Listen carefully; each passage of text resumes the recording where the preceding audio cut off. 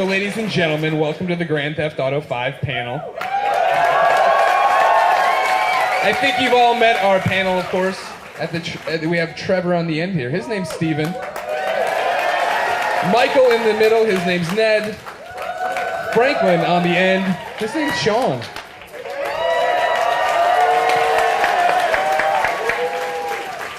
I'm Greg Miller from IGN, and I was gonna say, I was only brought here to make sure this wasn't a train wreck, so there's no reason for me to be here anymore. No, thank you all so much for coming. We're here to talk about Grand Theft Auto 5. Some of you tweeted... Okay, real quick. How many people here, by a show of hands, found out about this panel from something other than my Twitter, blog, or IGN? Okay, good. I wanted to make sure. Believe it or not, these guys thought nobody was going to come to this. 97? Damn. And you're all the way back there? You got fucked hard on that. Ned. He's busy. He's taking his photos. He's doing a selfie. He's not even getting the crowd. Yo. I'll start with Sean then. Sean's respectful. Slanging dope and throwing up gang signs. What? Who's slanging dope in here? Okay, good to you. Who throwing up gang signs? No. We're all video game people. We don't. GTA 5 fans in here. Where the GTA 5 fans at?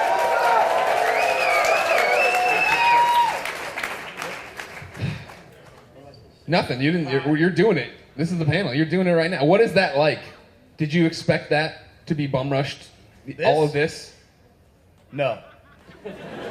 That's a simple answer. No, this is unbelievable, man. Y'all are unbelievable out there. I cannot believe the kind of fans we have. I mean, who are we? We're just guys playing GTA 5, man. Y'all are the guys that make it happen because this game is amazing. Without you, there's nothing. I actually made it all happen, Ned. Me But too. continue. You want me to come closer? Me Fine, too. Don't worry. I'll walk around. You're fine. We won't play to your deaf ear. We'll Me come and over Steven, we made it all happen. Yeah, these two guys. So, I want to know for each of you how you got involved in the project, and then if you knew as soon as somebody told you, oh, you're in a Grand Theft Auto game, that meant this. Like, did you understand how big when you got guys? Was it just calls, just cold calls you answered to be a part of it? Well, for me, man, I had to fight against a lot of rappers. You know, it was Problem, YG. It was some well-known West Coast rappers and actors, man. So I went in there coming straight off the streets, thanks to my boy DJ Pooh, man, and he plugged me in. I read the lines, man. Yeah, I did my DJ stuff, Pooh. man. And, you know, I brought the real shit to Franklin, you know what I'm saying? And, man, it's like an honor, man. It's a dream come true, you know? I don't have to pinch myself to wake up and know that I'm dreaming and I'm not here. I'm really here thanks to y'all, bro. You know what I'm saying?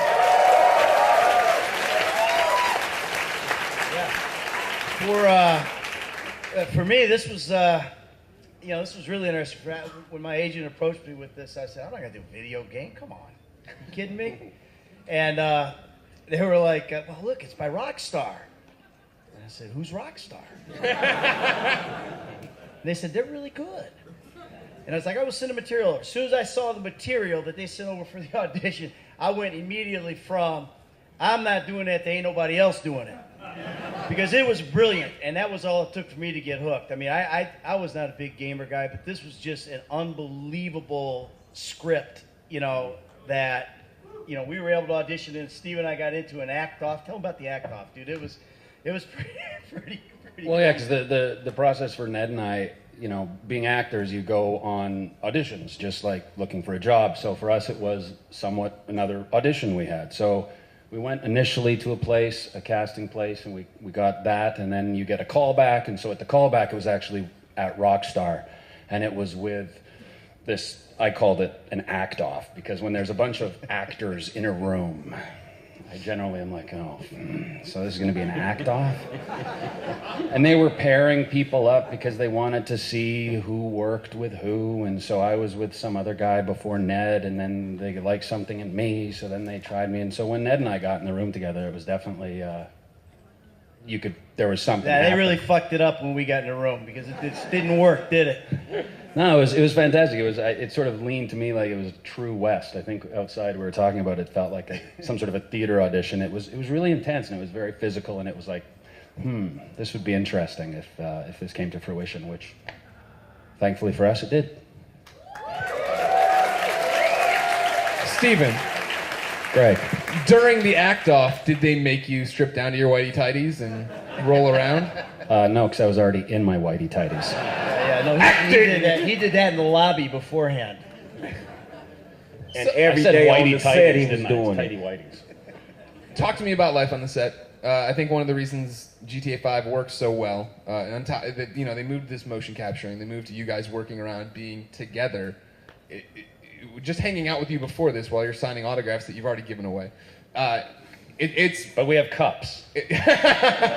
Hanging out with you guys around a table is really fucked up after 40 hours of GTA 5 because you are just acting like the characters in the game. Now, not the rape and the murder and all that stuff, but I mean just hanging out, being bros, broing down. Like, was that instantaneous when you got there? Well, for me, man, it was strange. You know, I felt like I was way out of fucking place. It was like some real, these kind of guys over here, the different color skins and shit. And I was like, man, what the fuck is this going on? What does he speak of? And Different colors. but after I got to know the guys, we had fights. We got into it with each other, man. Me and this dude right here, we stayed into it the whole time. But I love this dude, man.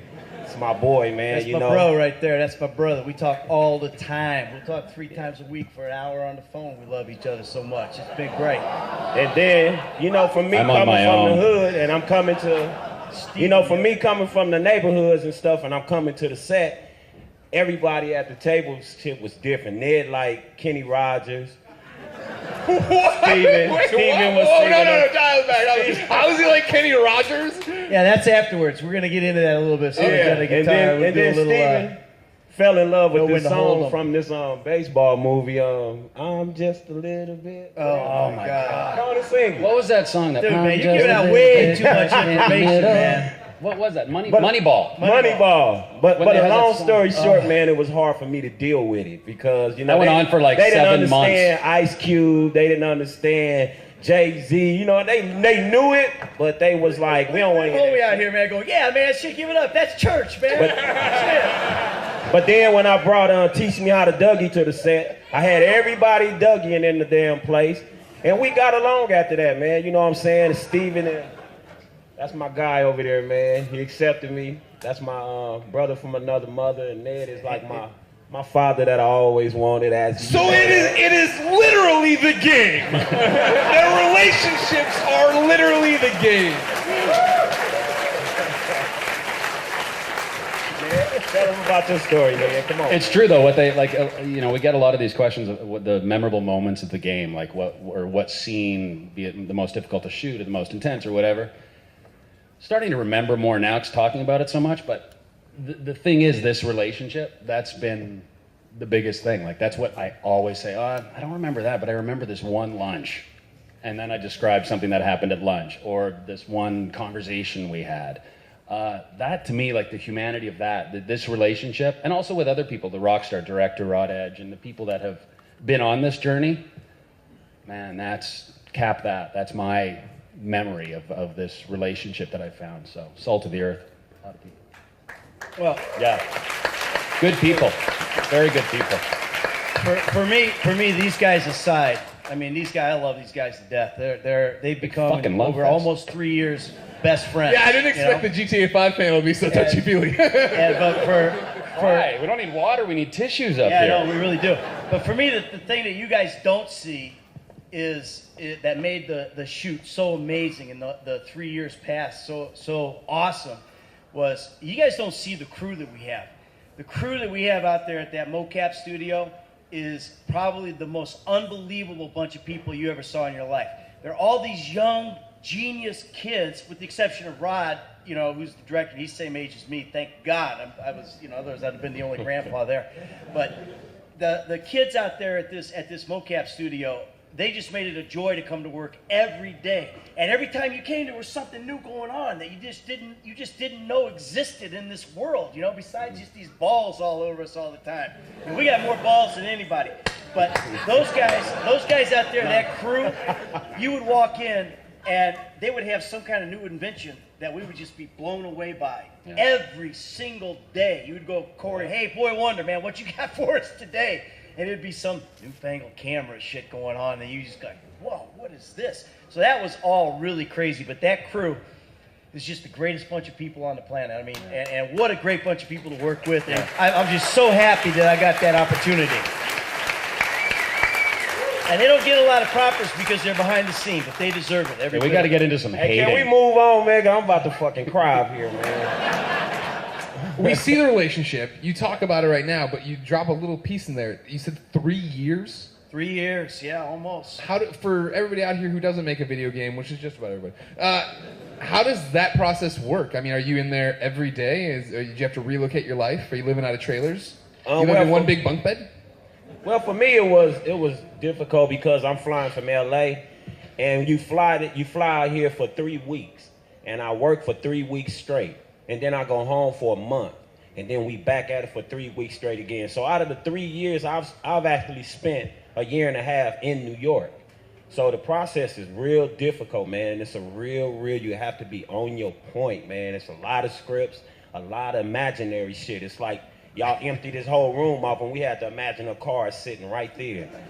And we have to sit on a fucking crate to make it like we sitting in the fucking car. So, you know, you got to imagine just where you got to go with this, man. So it took me a little while. I'm speaking for me. It took me a little while to get into this because, you know, I had no idea of this shit. I'm quite sure they didn't either, but it was easier for them to grab onto it. And they helped me out a lot, you know. Was it, Steven? Was it easier for you to get the crate to be the car? It's always easier for me to make the crate my car. I mean, the great thing about the mocap, which I don't know if people get with the motion capture, is, you know, we've been pushing the performance aspect of it because these were our faces, our bodies, our fingers, our voice, all at once. It wasn't us sitting there voicing a cartoon character. We are the cartoon characters. That is us.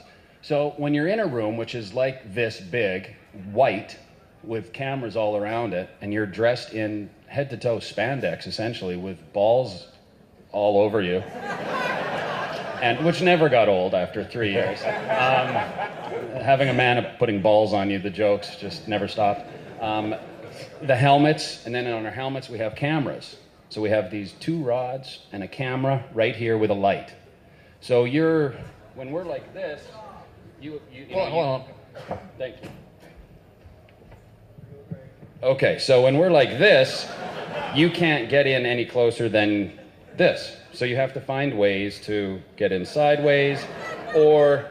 See how we do that? And it's like this. That was unrehearsed, by the way. So when it comes to the imagination aspect of it, that's all you have, which was great and a great challenge, because you had to come in that morning. You better know your character, because if you were shooting a film, like for Trevor, if I was wearing some of his outfits, or I was walking around in my dirty underwear, and I had those tattoos on me, and I had, my head shaved, and I had the You mean like hair. You showed up to work every morning? Similar to that.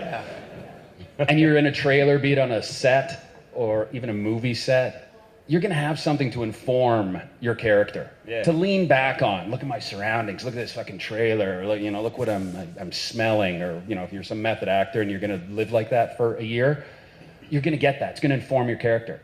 None of that. Motion capture, you are imagining everything, which was wonderful because it's, that's why I got into acting when I was 12, is because you just want to play, and it's true play.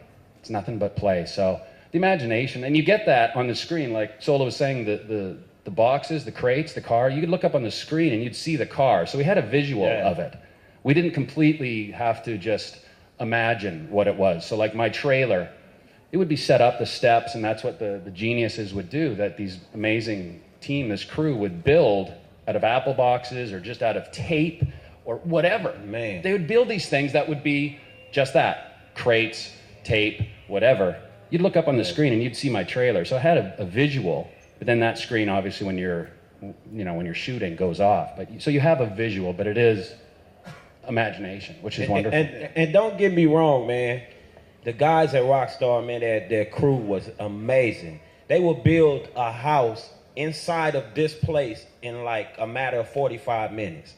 We'll step out and step back in, and it will be there, but it'll be with shoestrings, a popsicle stick, a fucking mic, a cup. It's incredible. They will make it, and it'll look realistic, but you can be able to, you still have to use a lot of your imagination, plus remember lines and plus perform them. So we gave these characters actually real life, man. We really brought ourselves into these characters. They're not just created, we brought it to life, so I think we did a damn good job, man, don't y'all?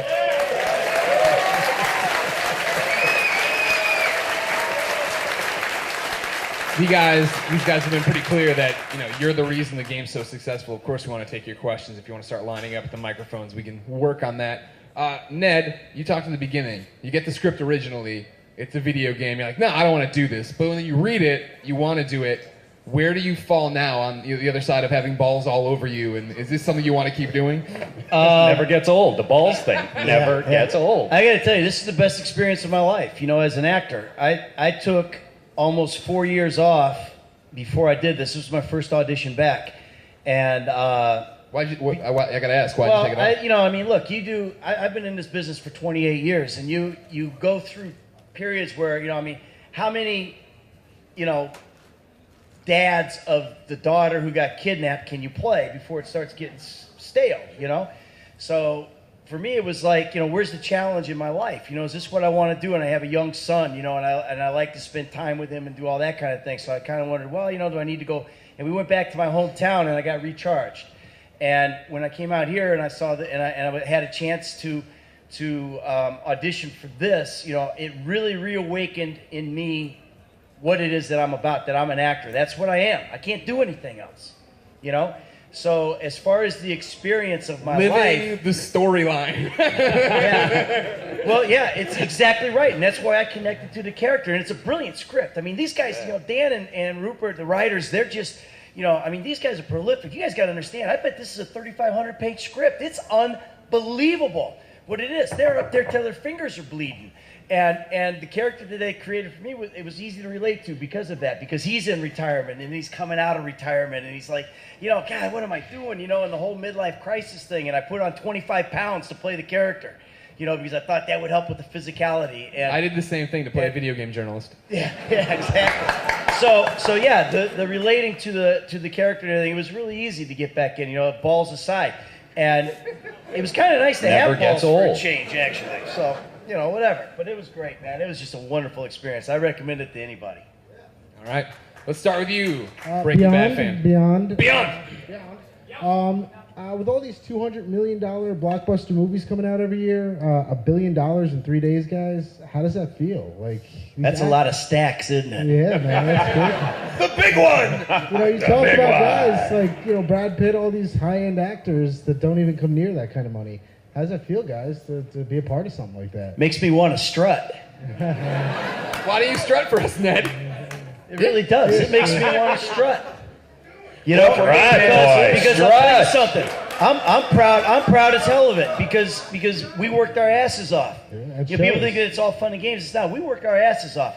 This guy would be sweating, just like crazy at the end of a thing. That performance he did, that ain't easy. So, yeah, I'm proud. I'm real proud. I'm proud of these guys. I'm proud of our entire cast, and without them, it doesn't happen.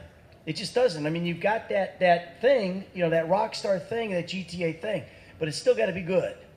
And then this is beyond good. It shows, so feels cool. And then it's something that you can go and take with you through your old age, if God permit us to live that long. You can say I did that. My likeness, my voice, and my character was part of a billion, possibly multi-billion-dollar project. Oh yeah. I can say to my son, I didn't do much, son, but I did that. Yeah, but that's Be it, well. man. It's a pleasure, it's an honor, man, and it's like I said, it's a dream come true. Well, congratulations, Thank guys. you, bro. That's awesome. All right, I got a request and a question. The request is, when you guys go back, when you leave tonight, can you guys get a hold of Rockstar and ask them to make us a blooper reel and maybe unused clips that were awesome. Question is, if you guys, each of you, could pick another game and another character to voice besides the one you just did, what game and what character would you each pick? Well, for me, man, I don't know if y'all know, but I've been saying it a lot in interviews, is if I can go back to San Andreas, man, I will play my cousin, which is my real cousin in life, CJ, which is Young Melee. So, you know what I'm saying? So, I think it run in my family, man. So, and me and Melee, we got something coming up. It's gonna be a CJ and Franklin thing about to happen. Awesome. In the game? Nah, we got something else coming up. Okay. But I'm gonna go rob enough banks, I guess, and shit, and get me. Polygon isn't out here newsing something I gotta run off the news to. Nah, but we got that's my family, man. I just wanted y'all to know that, man. That Melee is my family, and he's CJ, and it's ironic that I'm Franklin, man. That's crazy, man. That's real crazy. Especially since everybody thought that you were CJ first. And Ice Cube. And I was Ray Liotta. Ned, who would you like to be? I want to be Mario. He's got hops. That dude can jump. I know he can slam dunk behind his freaking back like nobody's business. Hear your Like nobody's Michael. That's who I want to be, Mario. And plus, my son can play that game. Let's hear your Mario. Do it. Give us your Mario voice. They want your Mario voice. Does Mario even have a voice? It's me, Mario. I can't follow that. Mr. Og, who would you like to be in another game? Oh, gosh. Maybe the blue ghost in the Pac-Man? You like those dark characters, man. I'm not a gamer. I don't know. I don't know any games. You can leave. Yeah. Oh, he's back. Thank you for your question. Next up. All right. This is for Steven, and for anything, am I allowed to disclose spoilers for those who haven't got? I think they said No, yes. I mean, it's related to the question I was asking, but if not, I No can spoilers. I don't think No people want spoilers, to. Please. All It'd be right. very tough for you. Okay, I got another one. What kind of preparation did you take to bring the character of Trevor to life? Like, what influences did you draw from any particular actor or any particular person? I mean, the Trevor was definitely on the page. I mean, when you read this stuff, it's there. And so my job was to bring that to life. Right. And obviously the physicalization and all of the things that Trevor does, I would add to. I would bring to the character, bringing it to life. But I mean, really the writing, that character, it's a credit to the writing. I mean, good writing for an actor, you just say those words, and it comes back to acting class 101. Say those words, and it comes true. Now, obviously, it was more than that. And so for, I mean, performances, Like if there was Matthias Schulnard, you know him? He's a Belgian actor. He did Bullhead. You know Bullhead? Yeah, one fan. Yeah. Loving that The one Bullhead. person. So you see where I sat at the table, right? I was like watching my little arty indie films. He's and he did Rust and Bone. Him and Tom Hardy's performance in Bronson. Oh, wow. If you look at Trevor, one of my initial things was, I want to kind of do a North American, because we didn't know the Canadian-American angle yet, a North American Bronson, because that performance, he has the theatrics, he's got the violence, he's got that down, he's got the intensity, but he carries a sense of humor, never takes himself too seriously.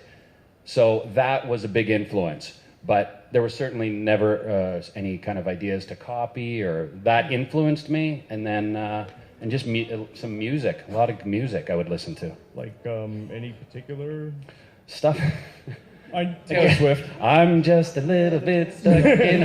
It wasn't your typical shit. Like I'm not listening to Trent Reznor No, of course. anything like that. Like there was music like City and Color, actually, who's just incredible. But it's acoustic, and it's make you cry music. But as an actor, I resonate with good, passion, So that would get my up. And if that is up, then I'm fucking ready. So. Awesome. Thank you. Thank you.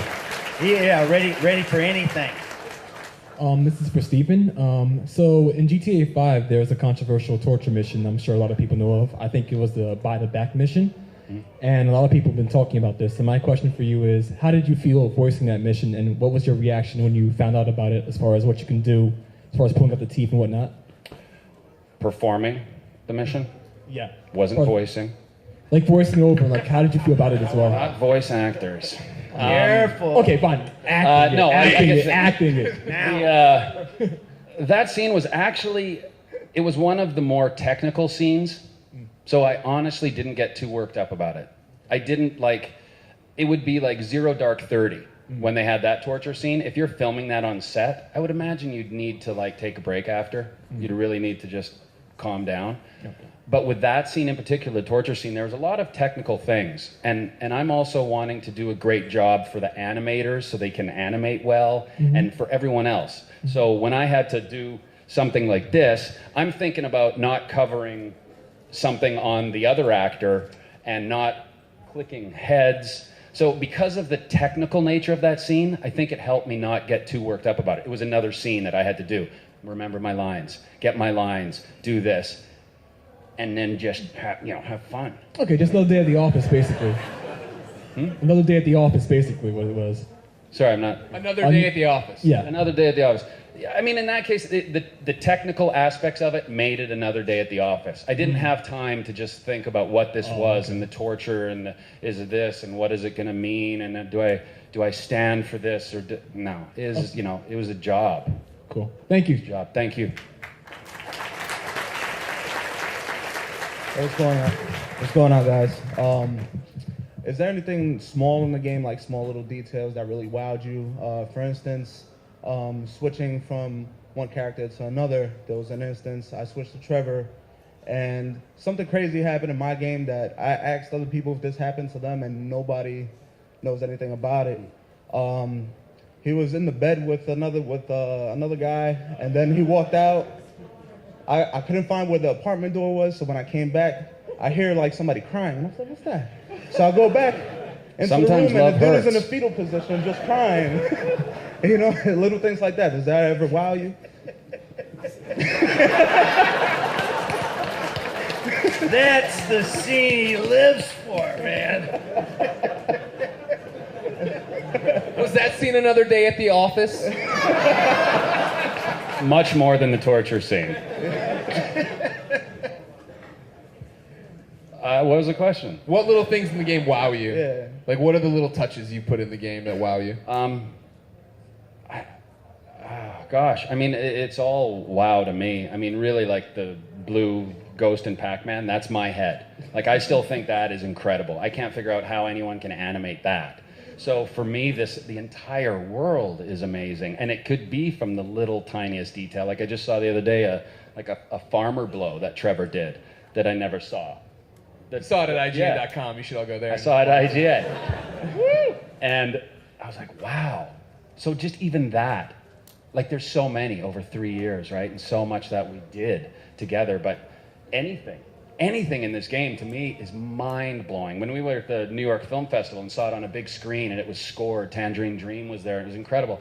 I felt so tiny because of the world is so massive. And I think that's astounding, the people that did this. So the small, just the screen coming on is like, wow, how? For me. Anything for you guys? With me, it was just, when you switch from a character, you can be fully dressed and switch into another character and then switch back and you in your damn drawers and a tank top. I was like, shit. But that was good, because you can go and spend some money and buy some new clothes. It was real clever. It was fun and it was clever, man. That was like the best little small thing to me, man, that you could switch and be naked and then you just go reclothe yourself. So that was cool. The thing about the switches that's cool for me was that I enjoyed actually doing the switches, like shooting them, because you were able to, like, as an actor, you want to have that life happening, and you're just coming in. You're just dropping right into the other guy, to that guy's life. You know, so something's been happening, right? So I thought it was kind of cool to try to have whatever that was had happened actually cooking for me, so that when we did the switch, it was seamless and right into whatever was going on with life. So you're coming into a guy living his life rather than coming into, oh, I got to do something. Yeah, here? someone's starting an action. It was really cool that way. So the shooting of those things was really, and they were only like this long, you know. Yeah. It was quick, but it was really cool to do that because you always got to create something. Thank you, guys. All right, you're welcome, bro.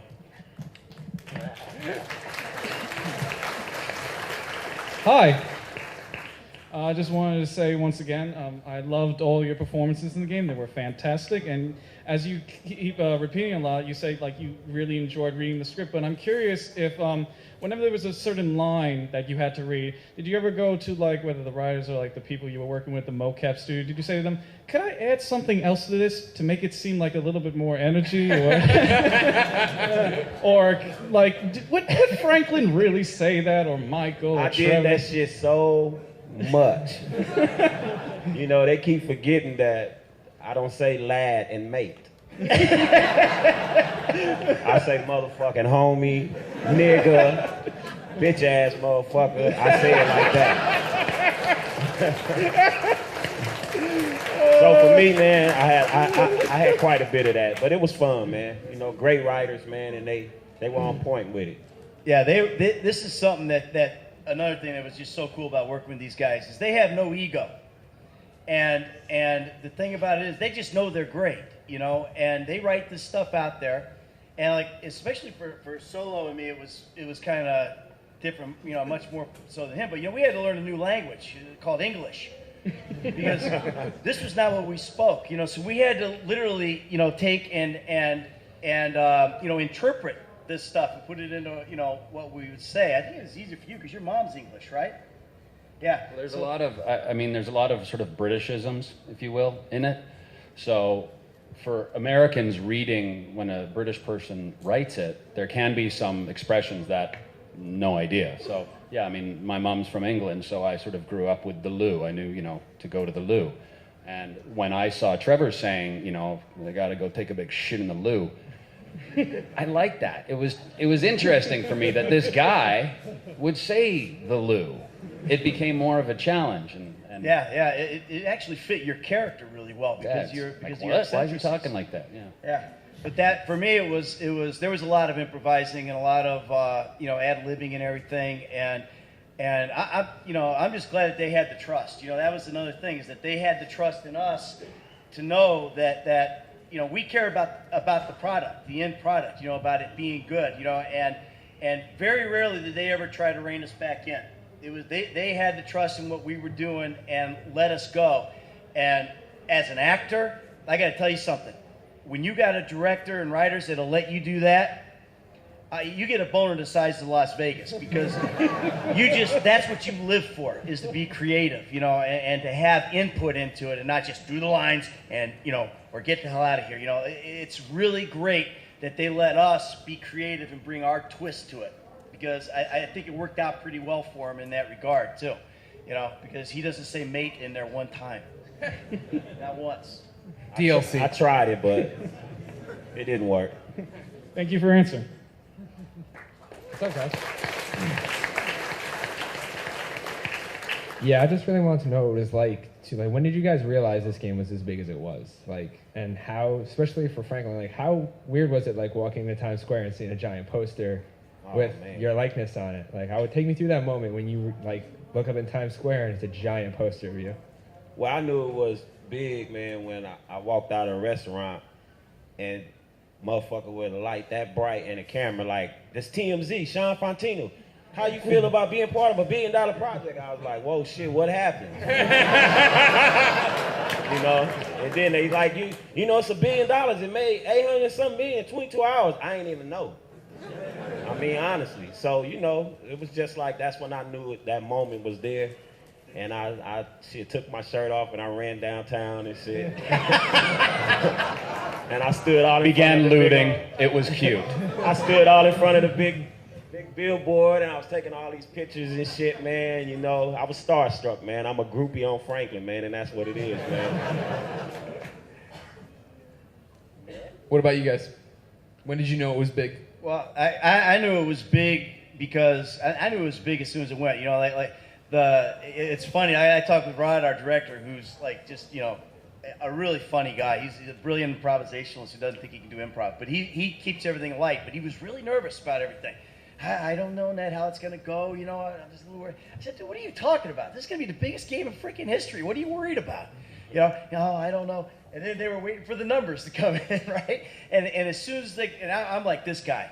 All you know, IGN and all the fan sites and everything, I'm all over them.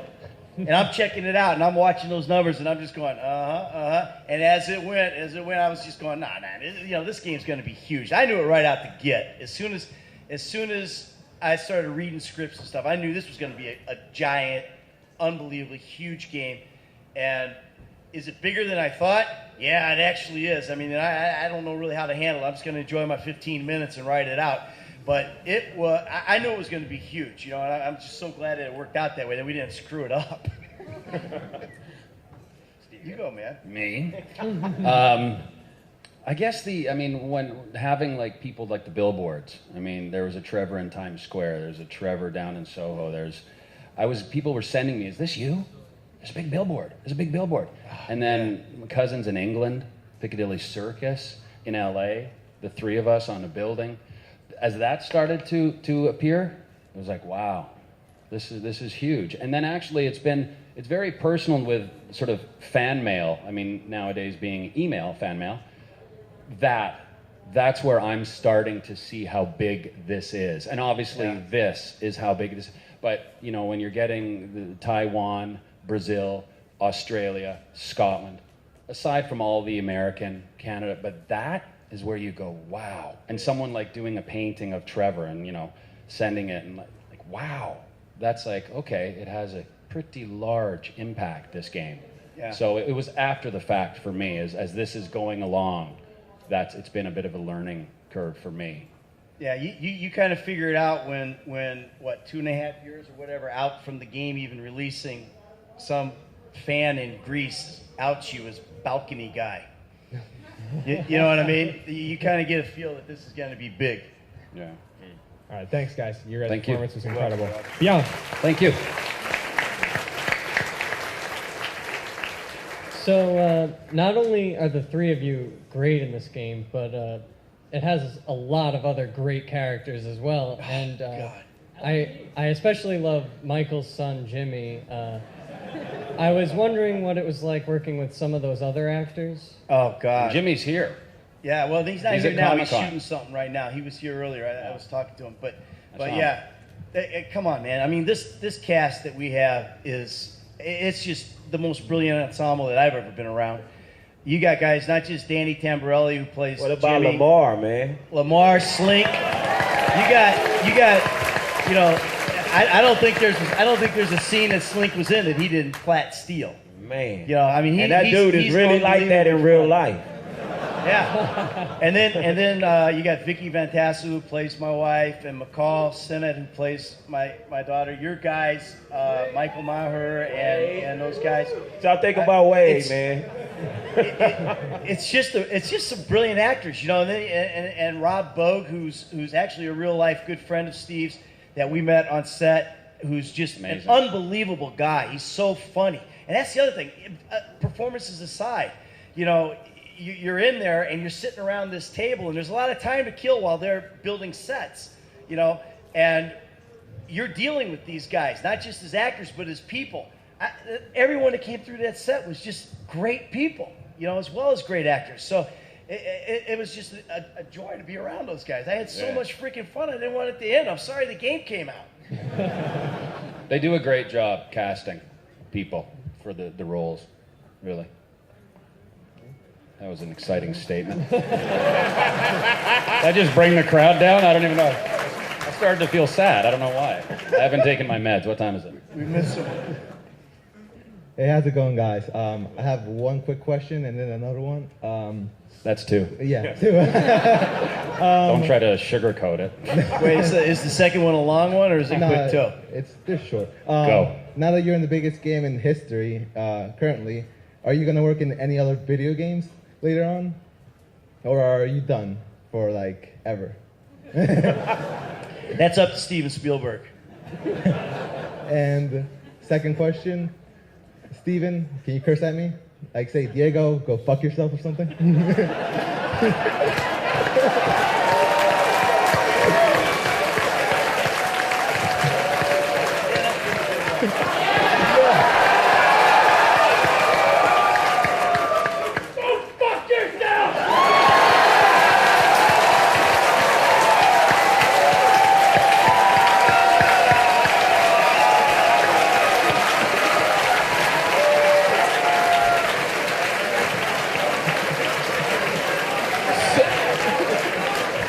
So Steven, next year at Comic-Con, how much at your booth will it cost to be told to go fuck yourself? It'll be like autographs, $10, $25 to go fuck yourself.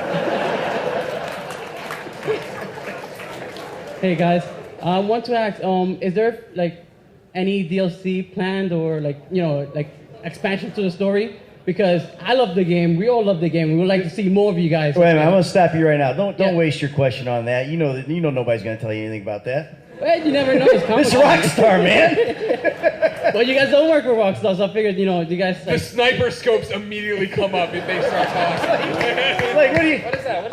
Come on, ask another question. Don't waste your question. What was your favorite line in the game, like for each one of the characters? Because like the dialogue was just amazing. Like there's times where I'll just sit down like playing and it just laugh my ass off. Just the things that Trevor randomly say in the game, and it's just like the random cutscenes. So I want to know what was your favorite line in the game? This was go fuck yourself. I don't even know if that's a line in the game. I assume it has to be. That was a great line. There's a lot. I mean, Trevor was written in such a way that there was some doozies, and I honestly, I've loved. I was actually just talking with a interviewer upstairs, a smaller lady. So I had to sort of do. I was kind of doing this. I was sort of spreading because she was about here. So she was asking, and I was kind of, and she asked that question. So I was kind of down here, and she's like, so do you have a favorite line? And I said, I guess, and I was paraphrasing because I don't remember exactly, but I said, I guess it would be that it's a protruding hip, not a semi. And she kind of looked at me, and I don't know if she knew that was a line from the game or if I was telling her that I was getting excited. But I realized I think that was a pretty good line. I think it was in there, wasn't it? Was that in the game? Something about the hip protruding? What's that? Oh, yeah, there's so many, and honestly, 3 years, I don't remember a lot, I mean, and I'm not really playing it, so it's, I love the coffee one, because I love my coffee in the morning. About give me a coffee, I'll cut off your arm and show your dick. I mean, it's just so much fun. He's a real poet, that Trevor. Awesome. My wife's a yoga instructor. So, I think my favorite line was when Fabian says, "Namaste." And I say, yeah, Nama, go fuck yourself. Not because I want to say that to my wife, because I don't. I love my wife. She's unbelievable. But that just kind of resonated. And it was an ad-lib, so it was just stuck, and I just like that. Now I kind of say that sometimes, and my wife hits me upside the head with, her yoga mat. But I like that one. Mine was when Lamar said, Tanisha might fuck with you if you go get your yee-yee ass haircut. And then after that, he hit me with nigga. Yeah, but that's your favorite. That's your favorite. His line. What's your favorite? Your line. That's it. Oh man, that's classic. Okay. Have any of you guys actually played the game? And if so, like, what were some of your favorite missions and what were your favorite parts of the game? Yeah, we'll handle this one, Steve. Well, for mine, for me, man, I'm still stuck, man. I'm still stuck in the first 2 missions. Well, the third one, because I had a lot. We filmed it. We did all the stuff, man. So we pretty much, did everything, and we know everything pretty much. So I try to go in every door, every garage, every question mark. I want to bump into every person, see what they're saying. So I'm taking my time with it. I'm not going through the missions like you guys going through. Y'all want to know what's going on. It's a movie. You can't help it. So I'm taking my sweet time. I might finish the game, man. It might be a year, man. Yeah. I really suck. So it's, for me, I think I'm about 60% through now, but I've got about 100 hours in it. And but I'm trying to, believe it or not, I'm powering through. But because I want to see the scenes, I want to see the work, I want to see the cut scenes and everything. But I really enjoy going to those question marks, And the other thing that's cool about it is, like, if I'm, I got my car all modded up, man. I got a badass car, man. It just like hugs the road. It's great. And I'm flying down that street and I'll see a little blue blip over here or something, and somebody yelling, help me, or whatever. I can't not stop. You know what I mean? Yeah. I got those really cool brakes, so that I can just stop and go back up and go over and see what it is. And damn it, every time those suckers don't take my money instead. Like, they all just want to jump on my ass, but they don't know that I got me one of those machine gun launchers. I come in armed now, and they just run away. I don't know, but I love playing the game. It's a lot of fun, man. It's crazy. You're really good at it. He's like 90%. Same question for me. I had to call OGG's favorite quote is bumping into the wall. Yeah, at the beginning of the process, GTA. the director Rod took me in the back room to play a game, and I tried, and I bumped into a wall, and 3 years later I still bumped into the wall. I had to call the director to load the game just to see it. So yeah, not much of a gamer. Thanks. Player. I'd love to play it. It looks great, the game. It looks exciting, colorful characters. I like black people in it. It's cool.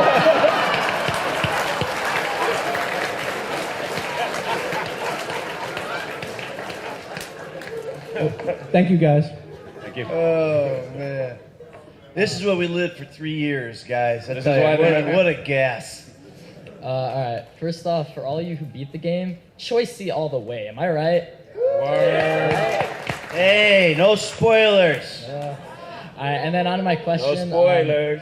Did the personalities of the characters you had to portray affect your personalities in real life? For instance, Michael being a movie connoisseur, or Trevor being a sadistic bastard, or Trevor's affinity for short Latino women.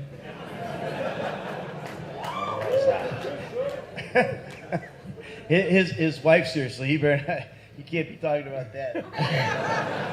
We have a tiny Mexican tied up at home waiting for us. It's family fun night at the odds.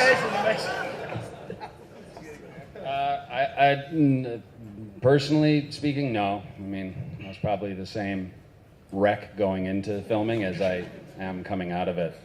The only thing is I did experience a few times, especially at the end of a day and sometimes taking the train back from the studio, if I got off early. There were a couple times I was in Penn Station at 5:30. And I'm not a train, I ride my bike everywhere. So to be around all those, Penn Station and all those people and getting bumped and jostled. There was a couple times where you feel the Trevor flicker in the eye. And I was just stomping on someone's head today. But I'm smart enough most of the time to realize that that's work. Yeah, I'm not quite as smart.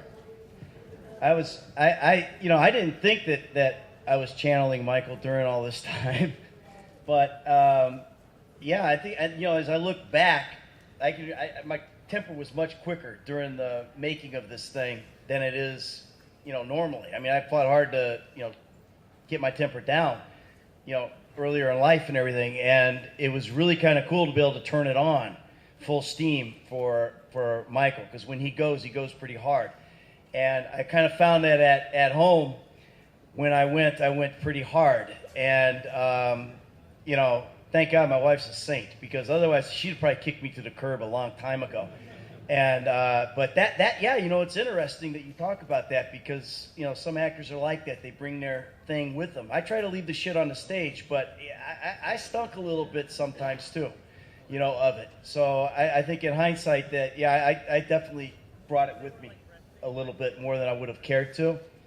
And, you know, but, you know, overall, you know, you just kind of, we had enough time away from it, you know, in between shoots that, you know, you kind of were able to grab hold of yourself again. But man, when you're in that 3-week period where you're shooting, it kind of can grab hold of you a little bit, at least for me. Playing video games doesn't make you violent, but performing video games makes you an asshole. I definitely suffered some road rage. Well, for mine, man, it was simple. That's Franklin, man. That's everything he lived in the game, man. That's how I fucking really live in real life. For So, real. in other words, you know, I'm an a ex-gang straight member. thug. I'm an ex-criminal. I know what it felt like to be on both sides of the gun, so it was easy for me to fall right into it. You know what I'm saying? Rockstar did a good job with digging through that haystack and finding a needle, man. And me being the needle, I was happy to be the needle. So fuck it, I'm here. It's crib.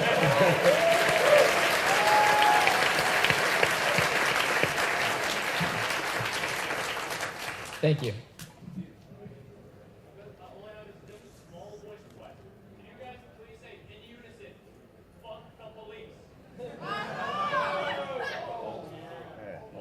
I'll count you down. 3. Fuck the police! Not really. Please, not really. Not We're for kidding. Me, not We're really. acting. Some of my best friends are police officers. God bless them. I love them. I don't have no friends of police, but still not for me. Yeah, that's because you channel that's because he's Franklin in real life. Hello. Who said that? Oh. To be honest, I only here just to piss off my brothers. Because they're the ones who be playing the game, yet they don't know that y'all guys are here. That's why. Well, they missed the fuck out. Now, how about that? All right. That's all I have to ask. All right. They're rebooting this mic, so... Hey, bump turn that to camera back around here. Oh, God. I love you. Oh, God. You're right. That's all. I just wanted to say I love that question. That was... Okay. Now, Awkward Rebecca, I'm moment running over number here, so one. you get to go. So this is mainly for Trevor and Michael. What was it like shooting the scenes where you guys get really high? Where we what? The scenes where you get really high and the clowns and the aliens. Oh, getting really high? Oh, high? Yeah, like... Shit, Franklin get high? Oh, you just used to that. The nigga always get high. Yeah. That's that gangbanger thing. You know, that's a given, man. It was a lot of imagination for me, because in real life I really don't. I don't go there. So I just figured. I just watched how Solo was and basically just went there. But no, I don't know. I mean, it's acting. You know, it's acting. That's all. I've been drunk before. So it's kind of the same thing. It's a little different thing. I had a lot of friends, that I saw in college doing those things, and I just, play those guys. It was fun, though. A lot of those scenes are just, we would sometimes film those in between bigger things, obviously, because it was very quick, and they would need different speeds of it and different levels of highness, of drunkenness. So that was just, it's like going to an acting class. You're just sort of, okay, pretend you're this, pretend you're that, and then they would be there. Rod, the director, okay, and we need more, we need less, do this, do that.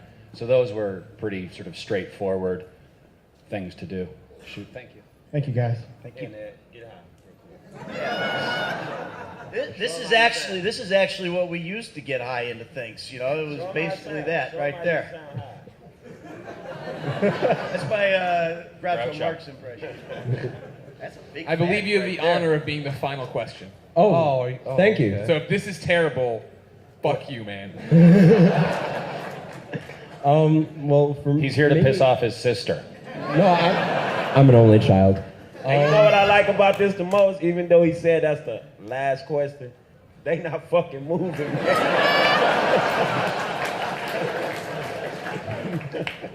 For me, how like, did you guys get along initially when you first met each other in the game? Like, when you were first introduced to each other, all three of you were going to be voice actors for this, like, upcoming, like, great, like, title of a video game. How did you guys initially, like, get along? Well, for me, man, I came from Los Angeles where it was sunny, hot as fuck, and landed here. It was in the wintertime, and it was fucking snow highs here. And I walked into the studio with these two guys, man, and it was hard for me to, you know, comprehend to them and deal with them. But it took a little while, man, and I understood it, and my blood thickened up, and I got used to this cold shit out here. And I was able to be me out here, too, you know what I'm saying? Because I started trying to be something I wasn't, and then I had to catch myself, and they helped me pull myself back to being straight hood, man. So I kept Franklin hood. I didn't take him nowhere else. Kept him on some hood shit, so the chemistry was good. Nice. And what about you, Michael? Yeah. For me, you know, I hate these guys, man. I hated them from the beginning. I hate them now, and this is just all a big act. No, it was great. I love Solo from the moment I saw him. Steve, I saw him on the audition, and we were down. I remember after the audition, we were downstairs, remember? And you were getting on your bike. You were unloading your bike. And I just said to him, I said, dude, you just booked yourself a gig. I said, you're amazing, you know? And I just thought that from the beginning. You know, the relationship part of it came, you know? The Solo reminded me of guys that I grew up with that, you know, were great friends and everything. And we hit it off real quick. And I can't think of any person, I can think of one. I can't think of any person on that set the entire time that I just didn't love to death, you know, because it was almost instantaneous too. You know, I say, you know, it sounds crazy, but I say, you know, GTA 5, it's a love story. It really is. If you want to look at it that way. And that's kind of how I felt with the interaction with the cast, you know, and everything, you know, and the crew and the director and everyone that I met through it. It was instantaneous because everybody was just so cool and so ego-free and so wanted to make the best thing ever that how could you not get along? You know what I mean? How could you not get along with these guys? So for me, it was simple. It was like this. I didn't know that you took long to warm up. I thought we were hot from the beginning. I forced them to warm up to me. I came in with a gun and on bullshit, so. He has a lot of Jordans, though. And you, Trevor?